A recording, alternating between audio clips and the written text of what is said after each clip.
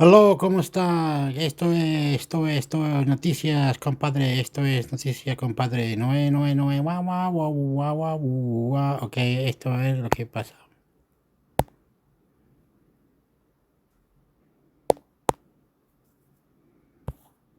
Noticias, amigos. Entraron en vigor los aranceles de EU a México, Canadá y China, crece la tensión por un posible conflicto comercial Infobae. Entraron en vigor los aranceles.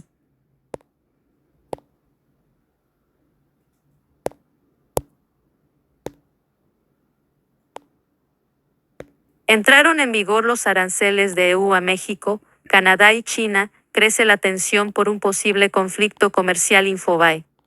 Entraron en vigor los aranceles de EU a México, Canadá y China, crecen las tensiones por el riesgo de una guerra comercial Reuters/oblicua Kevin Lamarque. Los aranceles anunciados por el presidente de Estados Unidos Donald Trump entraron en vigor a la medianoche de este martes, estableciendo un gravamen del 25% a las importaciones desde México y Canadá y elevando del 10% al 20% los aranceles sobre bienes procedentes de China. La medida, que afecta importaciones por más de 918.000 millones de dólares, ha desencadenado represalias inmediatas por parte de Beijing y Ottawa. Mientras analistas advierten sobre posibles repercusiones económicas. En respuesta a los nuevos gravámenes estadounidenses, el Ministerio de Finanzas de China anunció que impondrá aranceles del 10% y el 15% a productos agropecuarios de Estados Unidos, medida que entrará en vigor el próximo 10 de marzo. Entre los productos gravados con un 15% figuran el pollo, el trigo, el maíz y el algodón, mientras que la soja, la carne de cerdo y de vacuno. Los productos acuáticos, las frutas, los lácteos, las verduras y el sorgo serán gravados con un 10%. El gobierno chino argumentó que las tarifas impuestas por Washington son unilaterales y perjudican el comercio, aumentando la carga para empresas y consumidores estadounidenses. En los últimos 2 años, las exportaciones agropecuarias de EU a China han caído hasta un 20%, lo que podría agravarse con estas medidas. Además de los aranceles, Beijing añadió un grupo de empresas estadounidenses a su lista de control de exportaciones y otro a su lista de entidades poco confiables. Además de anunciar que llevará el caso ante la Organización Mundial del Comercio, OMC. Las bolsas reaccionaron negativamente a la entrada en vigor de los aranceles. El lunes, los mercados estadounidenses cerraron a la baja tras declaraciones de Trump en las que afirmó que no había más margen para que Canadá y México evitaran los gravámenes. En Asia, el índice Nikkei de Japón cayó más de 2%, mientras que el Hang Seng de Hong Kong perdió un 1,5% en la apertura del martes. Según la Tax Foundation, los nuevos aranceles reducirán el PIB de EU en un 0,1%, sin contar posibles represalias extranjeras.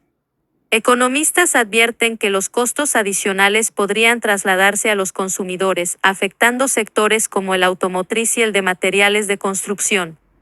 El primer ministro canadiense Justin Trudeau calificó la medida como injustificada y anunció represalias con aranceles del 25% sobre productos estadounidenses. En México, la presidenta Claudia Sheinbaum aseguró que su gobierno tiene planes de contingencia para mitigar el impacto de las nuevas tarifas. Trump defendió su decisión asegurando que Canadá y México deberían trasladar su producción a Estados Unidos para evitar los gravámenes. Deberían construir sus plantas de automóviles y otras industrias en Estados Unidos, afirmó. Empresarios y economistas han advertido sobre el impacto de las medidas. Robert Dietz, economista jefe de la National Association of Home Builders, estima que el aumento en los aranceles a la madera canadiense podría encarecer en 7.500 a 10.000 dólares el costo de una vivienda unifamiliar en EU. Por su parte, la China Business Council, que representa unas 270 empresas estadounidenses con operaciones en China, Alertó que la escalada arancelaria afectará a empresas, agricultores y consumidores. La National Retail Federation advirtió que, mientras los aranceles permanezcan, los estadounidenses pagarán más por productos esenciales. Algunos analistas consideran que la estrategia de Trump busca reequilibrar los acuerdos comerciales y ejercer presión política. Sin embargo, el uso de poderes económicos de emergencia para aplicar aranceles de este alcance es inusual y podría derivar en demandas judiciales. Trudeau ha argumentado que menos del 1% del fentanilo y de los migrantes indocumentados que ingresan a Estados Unidos provienen de Canadá, poniendo en duda la justificación del gobierno estadounidense. Mientras tanto, la incertidumbre crece en los mercados y en sectores clave de la economía norteamericana. Con información de EFE y AFP.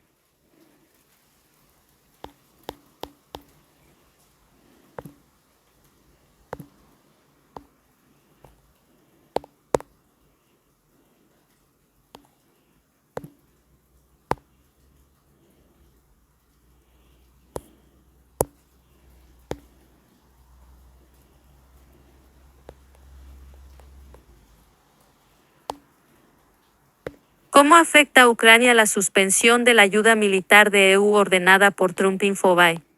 El país devastado por la guerra puede sustituir parte del equipo que recibe de Washington, pero no todo. En una elegante torre de oficinas de Kiev, un grupo de ingenieros se reúnen alrededor de un nuevo dron de ataque de color negro carbón llamado Batyar el Rebelde. Parece un análogo cercano de los drones iraníes rusos Saed que han estado aterrorizando las ciudades ucranianas durante los últimos meses. Con un alcance de hasta 1.500 kilómetros, un costo de solo $25.000 y un sistema óptico de reconocimiento del terreno que lo hace resistente a la mayoría de interferencias electrónicas, es probable que el modelo ofrezca una dura competencia a su rival ruso. Es el esfuerzo conjunto de empresas ucranianas y estadounidenses, una de las muchas colaboraciones en las que se comparte y perfecciona la tecnología en combate. Las grandes corporaciones estadounidenses están asustadas, dice el oficial ucraniano que coordina el proyecto. Saben que no pueden competir. La guerra ha convertido a Ucrania en un líder mundial en tecnologías de drones, superando a muchas armas occidentales, como los misiles antitanque Javelin.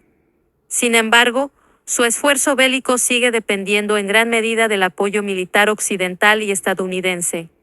A última hora del 3 de marzo, la Casa Blanca suspendió toda la ayuda militar a Ucrania, hasta que el gobierno de Kiev mostrara un mayor compromiso con los planes de paz de Donald Trump. Los rumores de una medida de ese tipo comenzaron antes de la reunión de Donald Trump y Volodymyr Zelensky en la oficina Oval el 28 de febrero. Las especulaciones sobre un corte de la ayuda no han hecho más que aumentar en las reuniones informativas extraoficiales desde entonces. No es de extrañar que Ucrania esté ansiosa. Nadie quiere creer en el peor escenario posible, dice una fuente cercana a la cúpula militar. Pero existe la preocupación de que algunos elementos sean simplemente imposibles de reemplazar. Los elementos críticos del apoyo estadounidense son las armas, la capacidad de mantenerlas y repararlas. Los misiles de defensa aérea que mantienen en funcionamiento las ciudades, el sistema Starlink, que es la columna vertebral de las comunicaciones militares y, quizás lo más importante, el intercambio de inteligencia.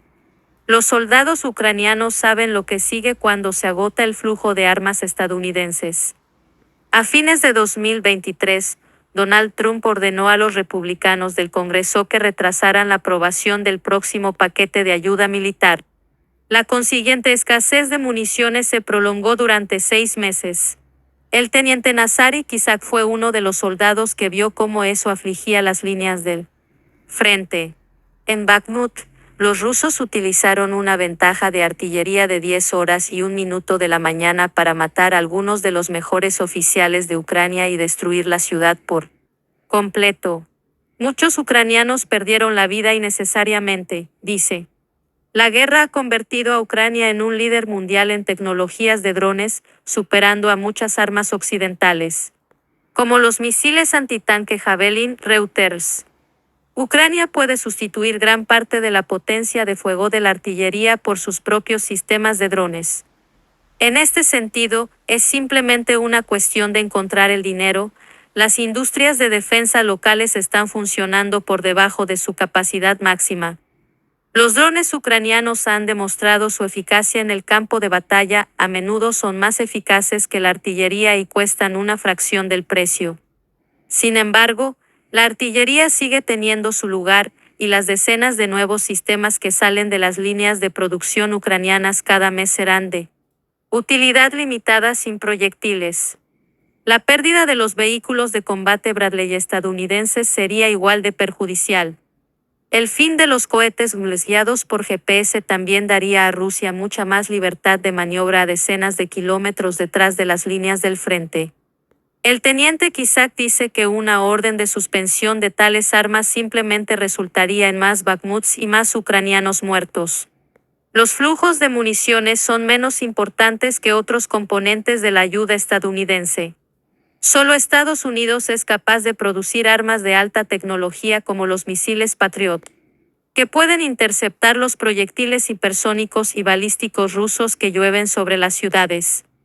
En el papel, el sistema franco-italiano SAM/Obliquat podría ser un sustituto, si pudiera producirse a gran escala. Quiero pararlo para decir que yo he escuchado que estaban en un TV. El presidente de Ucrania con el presidente de Estados Unidos estaban en la televisión, estaban alegando, y el caballero de Ucrania no quería ir a lo que estaba diciendo Trump. Yo entendía a Trump, pero no entendía al otro caballero de Ucrania porque decía cuestiones, estaban alegando, y llegó Trump, lo cortó en un pencazo, y el Ucrania siguió alegando que quería que el alcalde entren con todo, hagan todo, pero no quería firmar unos papeles que, como decía Trump, no lo entendí, cosa que el caballero de Ucrania no quería, o algo, no quería la paz, paz negocio. Escala. En la práctica, el sistema no puede neutralizar los misiles más rápidos, aunque se espera una versión más avanzada el próximo año. Detener el suministro de misiles Patriot haría que una mayor parte de Ucrania sufriera el tipo de destrucción que se experimenta en ciudades cercanas al frente, como Kharkiv, donde generalmente es demasiado peligroso desplegar los costosos sistemas. Puede haber otras fuentes de interceptores Patriot. Estados Unidos ha estado trabajando para permitir que Japón los coproduzca, por ejemplo. Pero probablemente no en grandes cantidades. Y Estados Unidos tendría que aprobar cualquier transferencia. Volodymyr Zelensky, presidente de Ucrania, F. La red de satélites Starlink, pagada por Polonia pero controlada por los estadounidenses, es otro recurso irreemplazable. No está claro si el corte de la ayuda militar afectará al sistema, pero los ucranianos ya han encontrado soluciones alternativas. Sobre todo durante las operaciones en la región rusa de Kursk, donde los sistemas Starlink están prácticamente inutilizados. Allí, los ingenieros utilizaron tecnologías móviles y repetidores de drones para proporcionar comunicaciones a los soldados. Un funcionario ucraniano dice que se está trabajando en una solución de respaldo que utiliza tecnologías similares. Tenemos una que podría implementarse en unos días, una solución más amplia en 3 meses. Pero el cambio sería difícil y dejaría a los ucranianos sin una de sus principales ventajas en el campo de batalla. El teniente Kisak, que dirigió algunas operaciones en Kursk, dice que los sistemas alternativos son inferiores en aspectos importantes, sobre todo en su susceptibilidad a la guerra electrónica rusa. Lo más importante de todo es la inteligencia estadounidense, que se proporciona a través de los acuerdos de la OTAN. Esto es lo que permite a las Fuerzas Armadas del país ver todo tipo de amenazas, aviones rusos cuando están a punto de atacar, fuerzas rusas cuando se preparan. Para lanzar nuevas invasiones, el flujo de armas rusas, iraníes y norcoreanas, los almacenes, la logística y los centros operativos de la maquinaria de guerra rusa. Permite a Ucrania guiar en tiempo real cohetes y drones hacia objetivos dentro de Rusia. Los drones ucranianos pueden ver a corta distancia detrás de las líneas del frente actuales. Pero los ojos estadounidenses les permiten ver profundamente. Los funcionarios estadounidenses en el Comando Europeo EUCOM, que supervisa todas las fuerzas estadounidenses en el continente, utilizan inteligencia artificial para fusionar datos de imágenes satelitales, inteligencia electrónica y otras fuentes para identificar objetivos de alto valor. Un funcionario militar occidental dice que Europa podría ser capaz de proporcionar parte de la capacidad. Gran Bretaña, por ejemplo, vuela rutinariamente aviones de vigilancia Rivet Joint sobre el Mar Negro, pero no tan rápidamente.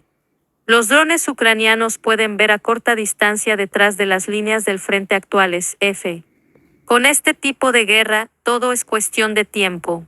Sin la inteligencia estadounidense, Ucrania tendrá dificultades para detectar objetivos dinámicos. Una frase que se refiere a ver y atacar nuevos objetivos a medida que aparecen. A pesar de las señales ominosas, los funcionarios ucranianos se niegan a hacer predicciones apocalípticas. Por un lado, todavía no se ha decidido nada en Washington. La producción de armas en estados electorales clave también podría dificultar que Trump suspenda por completo la ayuda. Pero parte de la seguridad se debe a una tranquila confianza en que Ucrania está logrando estabilizar su frente oriental. Los ataques de precisión a los depósitos logísticos y de combustible en el interior de Rusia han tenido éxito. El ejército de Ucrania también parece estar en una forma de combate más efectiva bajo un nuevo comandante operativo, Mikhailo Drapati. Denis Yaroslavsky, un oficial de reconocimiento en Kharkiv, dice que las brigadas ucranianas podrían resistir futuras ofensivas rusas incluso si la ayuda estadounidense se agota. Otro ucraniano de alto rango predice que habrá un declive lento y tal vez la línea del frente retroceda un poco. Pero no habrá tragedia. Para quienes están involucrados en las industrias de defensa de Ucrania, el golpe psicológico podría ser tan dañino como el material. Sería como una traición, dicen, especialmente para quienes están acostumbrados a la colaboración tecnológica sin fisuras que se ve en proyectos como el dron. Patear. Sergei Kosman, una figura prominente en el sector de tecnología militar de Ucrania, sugiere que una ruptura también dañaría a Occidente. Los estadounidenses han estado desarrollando y probando sus propias capacidades aquí. Si ocurre lo peor y nuestros socios demuestran no ser confiables, tendremos que tomar nuestras decisiones en consecuencia. Como resultado de este escenario, todos en Occidente serán perdedores. Símbolo de derechos de autor 2025, de Economist Newspaper Limited. Ulrich. Ok.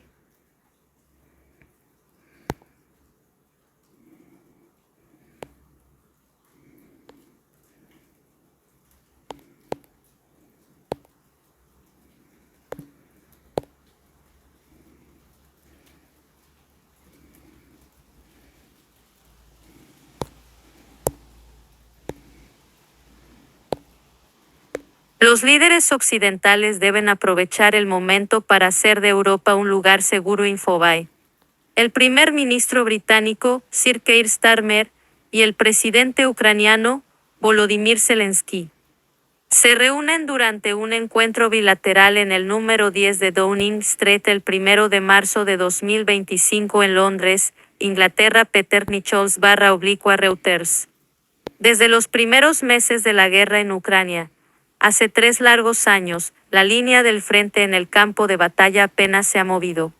Pero en el despacho oval el 28 de febrero, mientras Donald Trump y Vance atacaban a Volodymyr Zelensky, las defensas de Ucrania se desmoronaron.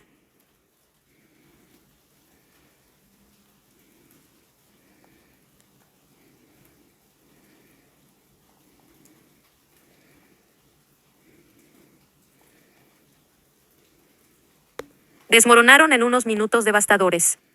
Ante la mirada del mundo, primero el vicepresidente y luego su jefe atacaron salvajemente a un hombre que ha estado junto a Estados Unidos en la lucha contra. Los líderes occidentales deben aprovechar el momento para hacer de Europa un lugar seguro. Infobae. Los líderes occidentales deben aprovechar el momento para hacer de Europa un lugar seguro. Infobae. El primer ministro británico, Sir Keir Starmer, y el presidente ucraniano, Volodymyr Zelensky, se reúnen durante un encuentro bilateral en el número 10 de Downing Street el 1 de marzo de 2025 en Londres, Inglaterra. Peter Nichols / Reuters. Desde los primeros meses de la guerra en Ucrania, hace 3 largos años, la línea del frente en el campo de batalla apenas se ha movido. Pero en el despacho oval el 28 de febrero, mientras Donald Trump y Vance atacaban a Volodymyr Zelensky, las defensas de Ucrania se desmoronaron en unos minutos devastadores. Ante la mirada del mundo, primero el vicepresidente y luego su jefe atacaron salvajemente a un hombre que ha estado junto a Estados Unidos en la lucha contra un dictador agresivo, unidos por los valores compartidos de la democracia y la libertad. Pero a Trump y a Vance eso no les importaba. El señor Zelensky no había mostrado respeto a Estados Unidos, dijeron, no estaba agradecido. Ninguna de esas acusaciones es cierta, como demuestra el historial de los años de guerra. Pero a Trump y a Vance tampoco les importó. Fue doloroso ver al señor Zelensky intentar persuadir al señor Trump de que su acuerdo debería incluir acuerdos de seguridad. Y ser testigo de su estúpida e impolítica pérdida de autocontrol. Pero peor fue la demostración vívida y en tiempo real de cómo esta administración ha desechado décadas de liderazgo estadounidense. En esta administración, lo que importa son las nociones transitorias y erróneas del señor Trump sobre lo que le beneficia y su creencia arrogante de que, bajo su mando, su país tiene el poder de asegurarlas. Una perspectiva que no es muy diferente de la del enemigo del señor Zelensky, Vladimir Putin. El desastre del despacho oval contiene una advertencia para Estados Unidos, Ucrania y, sobre todo, Europa.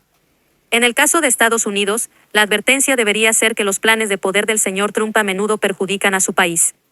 El presidente y su base ven la pelea del viernes como una señal de que Estados Unidos es fuerte.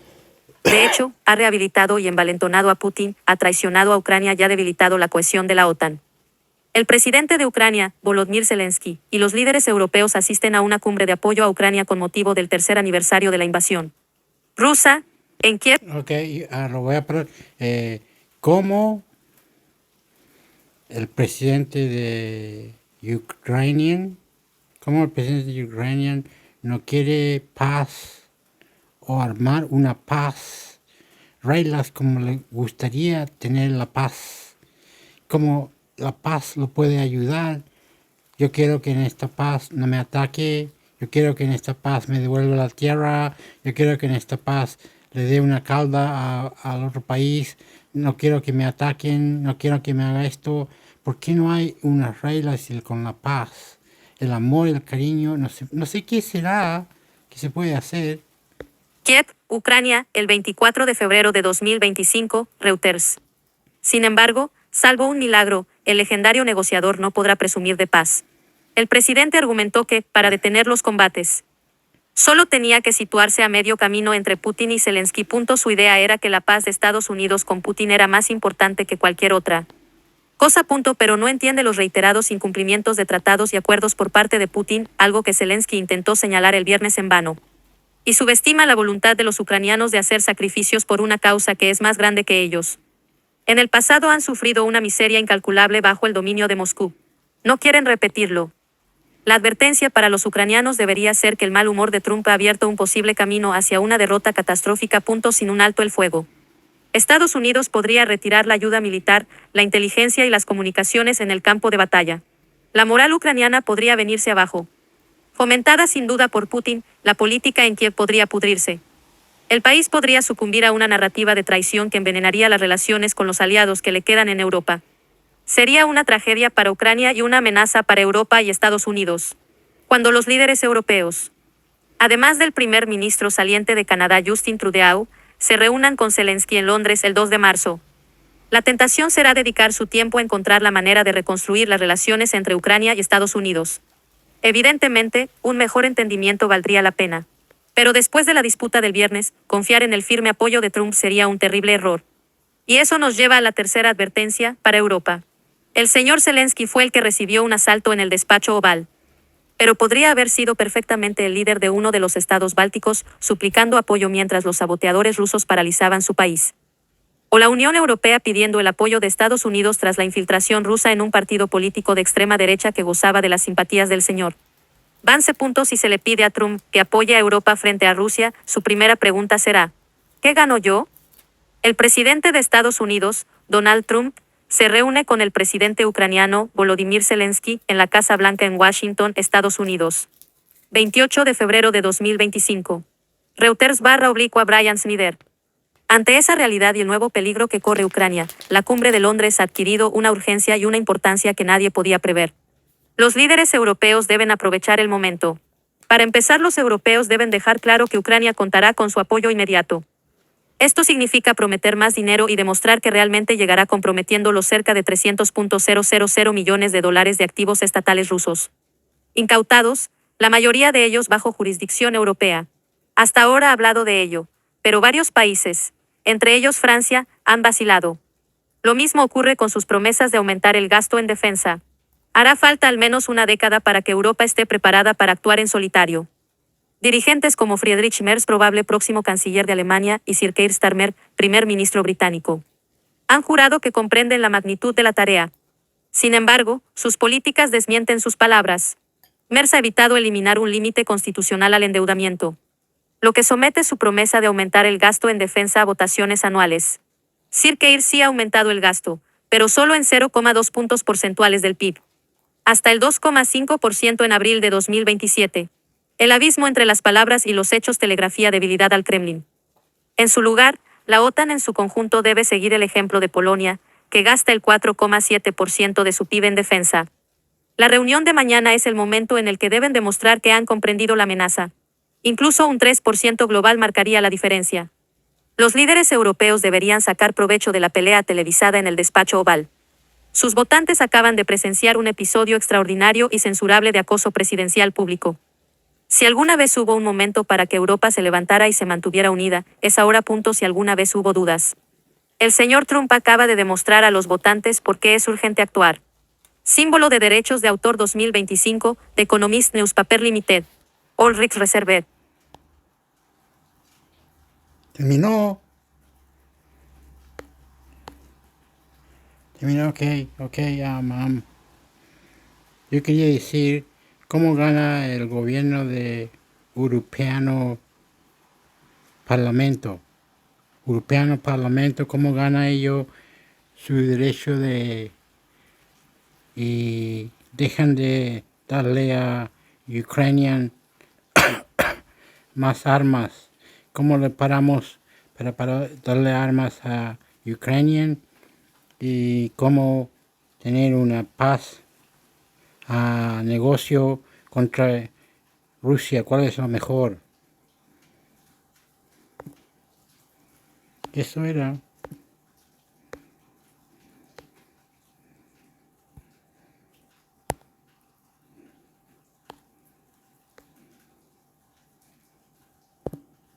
No, amigo.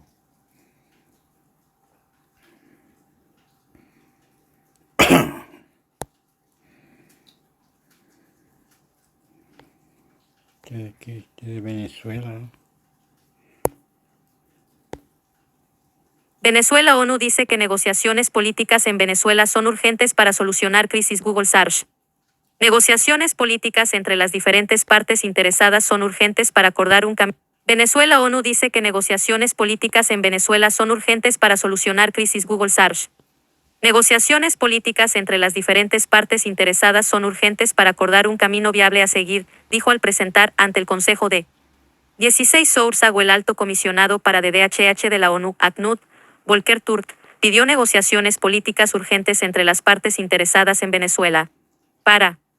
El alto comisionado para DDHH de la ONU, ACNUD, Volker Turk, pidió negociaciones políticas urgentes entre las partes interesadas en Venezuela para 15 Oursago. El alto comisionado para DDHH de la ONU, ACNUD, Volker Turk, pidió negociaciones políticas urgentes entre las partes interesadas en Venezuela.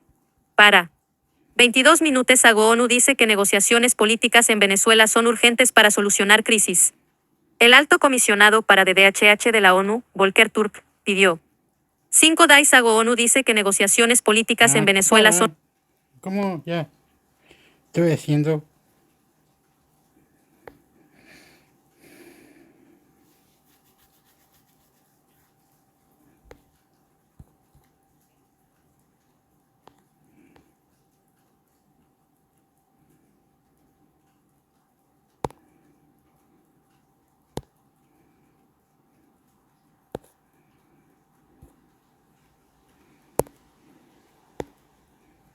Voz de América, bandera de Venezuela, el alto comisionado para DDHH de la Facebook. ¿De dónde salió este señor? Hemos tenido diálogos, negociaciones, acuerdos y concurrimos a unas elecciones presidenciales, las cuales ganamos al reverendo Galope y esos miserables no entregaron el poder de manera democrática. Ya basta de diálogos, exhortos y comunicados. Esa gente está tan aferrada al poder y tiene tanto que explicar que solo saldrán con una fuerza de ocupación extranjera, eso sí, con los pies por delante.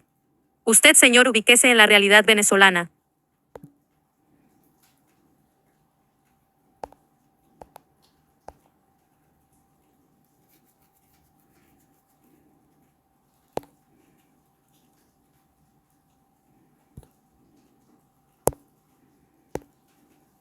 ONU dice que negociaciones políticas en Venezuela son urgentes para solucionar crisis.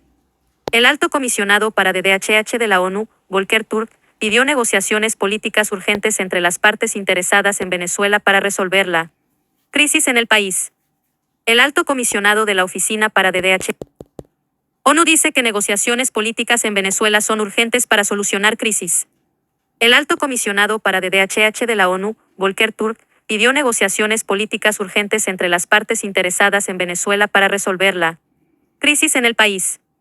El alto comisionado de la Oficina para DDHH de la ONU, ACNUD, Volker Turk, reiteró este lunes la urgencia de negociaciones entre las partes interesadas en Venezuela para acordar un camino viable para resolver la crisis política en el país. Negociaciones políticas entre las diferentes partes interesadas son urgentes para acordar un camino viable a seguir, dijo al presentar ante el Consejo de DDHH en Ginebra una actualización sobre la situación de derechos fundamentales en el mundo. El alto comisionado, además, pidió que todos los procesos electorales sean transparentes, inclusivos, pacíficos y en línea con los estándares internacionales en materia de derechos humanos. Turk dijo tomar nota de las excarcelaciones de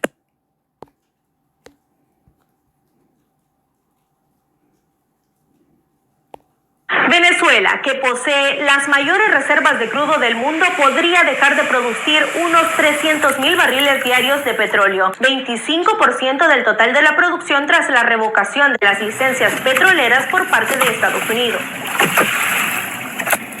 El efecto no es tan grande en el sentido de que todo el petróleo que sacaba Chevron era llevado a los Estados Unidos, un petróleo que no se le entregaba a PDVSA. Aclaran los expertos que el Estado venezolano no recibe ni un centavo en términos de explotación petrolera por parte de Chevron, pues dicha licencia fue otorgada por la administración Biden en 2022 con condiciones, y el dinero iba directo a pagar la deuda de petróleo de Venezuela con Chevron, que se estimaba en unos $4.000 millones.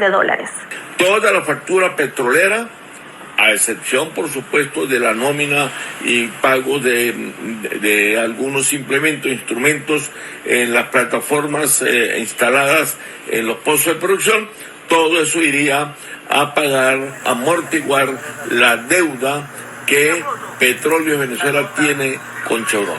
Así que no es cierto que eso afectaría directamente a la población venezolana. En todo caso, sí consideran los analistas que esta decisión debilitaría el mercado cambiario de Venezuela, que arrastra con una inestable economía. El país vio caer su PIB en un 80% entre 2015 y 2019. Chevron, al vender toda esa producción en dólares en los Estados Unidos, pues recibía dólares y necesitaba en Venezuela dólares para pagar los sueldos, pagar a los contratistas, todas sus actividades locales. Entonces esos dólares los vendía el Banco Central y obtenía bolívares. Eso ayudaba a la tasa de cambio porque el Banco Central obtenía más dólares y podía ofrecerlos al mercado para contener la devaluación, cosa que le ha sido bastante difícil. La empresa aporta entre 150 y 200 millones de dólares al mes. Pues entonces ya no vamos a tener ese ingreso y pudiera haber un efecto en el mercado cambiario muy importante. No está claro aún qué pasará con los contratos de otras petroleras como la francesa Maurel & Prom y la española Repsol, que también operaban bajo licencias, pero de ser alcanzadas por las revocatorias podría empeorar la situación de la producción petrolera venezolana.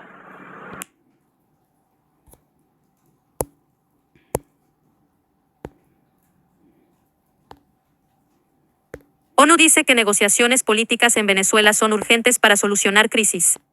El alto comisionado para DDHH de la ONU, Volker Turk, pidió negociaciones políticas urgentes entre las partes interesadas en Venezuela para resolver la crisis en el país. El alto comisionado de la Oficina para DDHH de la ONU, ACNUD, Volker Turk, reiteró este lunes la urgencia de negociaciones entre las partes interesadas en Venezuela para acordar un camino viable para resolver la crisis política en el país. Negociaciones políticas entre las diferentes partes interesadas son urgentes para acordar un camino viable a seguir, dijo al presentar ante el Consejo de DDHH en Ginebra una actualización sobre la situación de derechos fundamentales en el mundo. El alto comisionado, además, pidió que todos los procesos electorales sean transparentes, inclusivos, pacíficos y en línea con los estándares internacionales en materia de derechos humanos. Turk dijo tomar nota de las excarcelaciones de personas detenidas tras las elecciones presidenciales del año pasado e insistió en que todos aquellos que han sido arrestados de manera arbitraria deben ser liberados.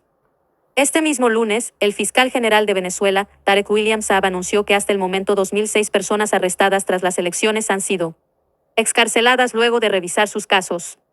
En varias ocasiones, Turk ha expresado preocupación por el uso desproporcionado de la fuerza y la violencia en el país antes y después de las elecciones.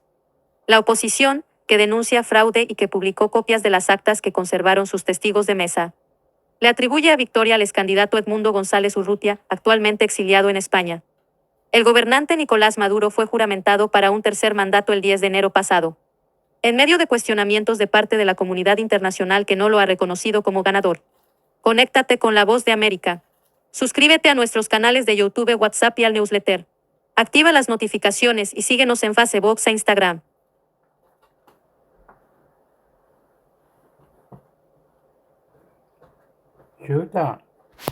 Chuta, fue rápido, una más, tienen que colgar.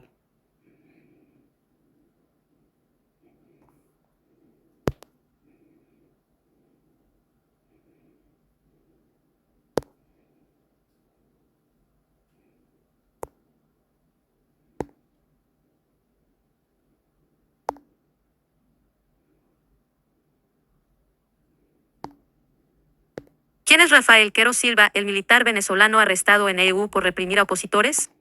Rafael José Quero Silva, un coronel venezolano acusado de haber reprimido y detenido a manifestantes opositores contra el gobierno de Nicolás Maduro hace 11 años, fue detenido en Florida, Estados Unidos, según registros del Servicio de Aduanas y Protección de Fronteras norteamericano ICE en inglés. Quero Silva comandó desde enero de 2013 el destacamento 47 de la Guardia Nacional Bolivariana de Venezuela en la región de Lara, a 300 kilómetros de distancia de Caracas, durante las protestas contra Maduro de aquel año y en 2014. Está acusado de liderar allanamientos a residencias en busca de disidentes. Defensores de derechos humanos describieron al exjefe militar como un personaje muy duro, potencialmente responsable de presuntos crímenes de lesa humanidad, y demandaron su enjuiciamiento en Estados Unidos, descartando su deportación a Venezuela. La Voz de América constató este lunes que Quero Silva se encuentra en custodia de ICE. Según confirma el sistema de localización de detenidos en línea de la institución encargada de los servicios migratorios de Estados Unidos, ICE. La notificación oficial precisa además su nacionalidad venezolana y que está detenido en el Centro de Procesamiento de Detenidos de Crome North en Miami. El arresto fue informado inicialmente el fin de semana por el diario estadounidense El Nuevo Herald. Crome North es un centro de reclusión de los servicios de inmigración norteamericanos con capacidad para mantener detenidos a 450 hombres adultos. Según el Global Detention Project, una ONG que monitorea arrestos de migrantes, con sede en Ginebra. En 2013, se denunció la represión de protestas civiles en Venezuela para exigir el recuento de los votos de la elección presidencial ganada ese año por Maduro, con un margen de poco más de 200.000 boletas, tras la muerte del jefe de Estado Hugo Chávez. El año siguiente, se reportó un patrón de represión de militares y policías en múltiples regiones de Venezuela contra protestas para reprochar sus políticas económicas y exigir la renuncia de Maduro, como parte de una estrategia conocida como la salida. Según cifras del Ministerio Público, aquellos enfrentamientos de 2014 dejaron más de 40 muertos, casi 500 heridos y más de 1.800 detenidos. La ONG Foro Penal, que defiende gratuitamente a detenidos por razones políticas, dijo haber registrado denuncias de más de 30 casos de tortura de civiles aquel año. Voceros locales de los partidos de oposición y organizaciones civiles señalaron a Quero Silva como responsable de aquella represión y presuntas torturas contra manifestantes opositores en Lara hace más de una década. Según la ONG Provea, fue en Barquisimeto, la principal ciudad de esa región venezolana, donde hubo la represión más encarnizada entre el 15 y el 16 de abril de 2013. En 2017, reportes de la prensa venezolana indicaron que Quero Silva se encontraba en Estados Unidos solicitando asilo político. Varias de las víctimas de violaciones de derechos humanos en Venezuela y la periodista Dorícer Alvarado, que trabajó en el estado Lara en aquella época, reconocieron a Quero Silva cuando este participó como actor extra en una telenovela en Norteamérica. En 2018, conoció la BOA. Entraba con una tanqueta militar. El nombre de Quero Silva aparecía frecuentemente a principios de 2013 en notas de la prensa local como vocero de operativos militares contra la delincuencia organizada. Luego, se le asoció directamente con la detención y torturas de manifestantes. El militar dirigió la represión durante las protestas postelectorales de 2013 como jefe del destacamento 121-47- de la GNB en Barquisimeto y comandó la arremetida contra los manifestantes de esa región un año después, de acuerdo con la Asociación Civil Fuerza, Unión, Justicia, Solidaridad y Paz, FUNPAS. Andrés Colmenares, defensor de derechos humanos y miembro fundador de FUNPAS, exiliado en España, describió a Quero Silva como un personaje muy duro que dirigió personalmente la represión contra la sociedad civil de Lara entre 2013 y 2014. Colmenares dijo haber sido uno de los testigos entrevistados en 2019 por funcionarios del Buró Federal de Investigaciones, FBI por sus siglas en inglés, como parte de una investigación en Estados Unidos contra Quero Silva y su rol en Venezuela.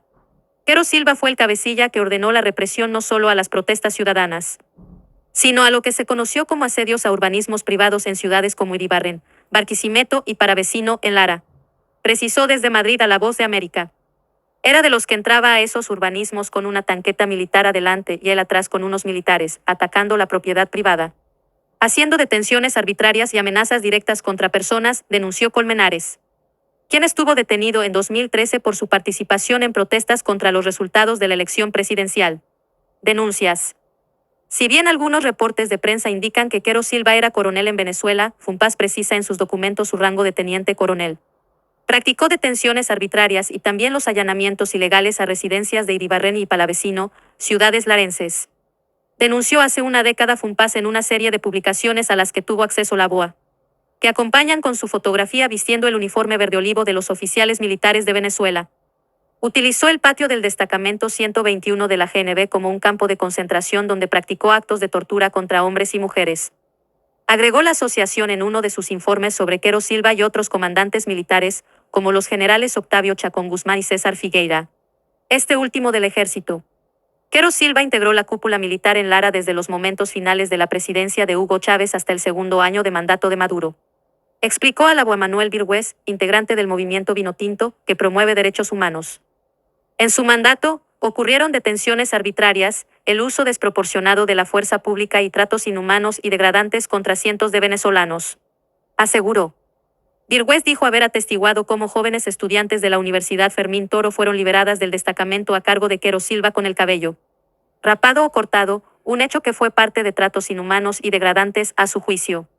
Durante los ataques a urbanismos privados por parte de militares al mando de Quero Silva, dijo, se denunció el uso desproporcionado de gases lacrimógenos que afectaron a sus residentes, entre ellos adultos mayores, menores de edad y mujeres. El diario venezolano El Impulso publicó en 2013 que militares de la Guardia Nacional Bolivariana obligaron a un grupo de manifestantes opositores detenidos por protestar contra los resultados electorales a cantar consignas a favor de Maduro. Piden juicio en Estados Unidos. FUNPAS está solicitando formalmente a las autoridades estadounidenses, como el presidente Donald Trump, el secretario de Estado Marco Rubio y senadores bipartidistas, que Quero Silva no sea deportado a Venezuela, sino juzgado en Estados Unidos. Como organización y como víctimas, tenemos el temor de que, si lo deportan a Venezuela, sea recibido como un héroe o queden sus crímenes impunes. No confiamos para nada en la justicia venezolana, señaló Colmenares. Trump ha prometido deportaciones masivas de inmigrantes irregulares a sus países y ha acusado al gobierno de Maduro de presuntamente enviar criminales a Estados Unidos, presuntos miembros de la banda Tren de Aragua. En febrero, Venezuela recibió 3 vuelos con cientos de deportados desde Estados Unidos. Pero el mandatario estadounidense anunció hace una semana la suspensión de licencias petroleras en esa nación alegando que sus autoridades no habían tramitado con suficiente rapidez esos operativos aéreos e incumplieron acuerdos políticos y electorales firmados en Barbados bajo la administración anterior. La Corte Penal Internacional investiga la presunta comisión desde febrero de 2014 de crímenes de lesa humanidad en Venezuela por razones políticas. a petición de un grupo de países, entre ellos Canadá, Argentina, Colombia, Chile, Paraguay y Perú. Según una misión independiente de determinación de hechos en Venezuela, nombrada por el Consejo de Derechos Humanos de Naciones Unidas, el gobierno de Maduro cometió crímenes de lesa humanidad antes, durante y después de las recientes elecciones presidenciales, realizadas el 28 de julio del año pasado. El oficialismo venezolano desestima esas acusaciones y las atribuye a una estrategia de gobiernos extranjeros para desestabilizar y derrocar al gobernante. Maduro ha argumentado que las fuerzas de seguridad del Estado han respondido con el uso progresivo de la fuerza a protestas violentas contra su gobierno que habrían puesto en riesgo las vidas de ciudadanos. También afirma que ha sido víctima de una docena de conspiraciones golpistas desde que está en el poder. Conéctate con La Voz de América. Suscríbete a nuestros canales de YouTube, WhatsApp y al newsletter. Activa las notificaciones y síguenos en Facebook e Instagram. ¿Cómo se llama? Bao. Está en YouTube.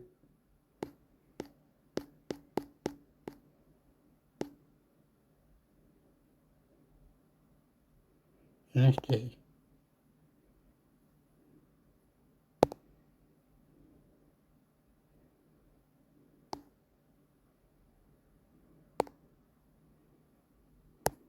Tampoco quiere que la cojan de mina de oro, ¿no? Erika tiene 20 años y lleva 4 postrada en esta cama esperando su muerte. Yace inmóvil en un hospital de Pasto en el sur de Colombia. Padece cuadraplegia irreversible, según su familia, propiciada por una golpiza de 2 mujeres. Su vida depende de un respirador artificial. Por eso pidió la eutanasia. Ok. Entonces ella nos manifestó que Ok. Me tengo que irme. Me voy a ir. Que no hay.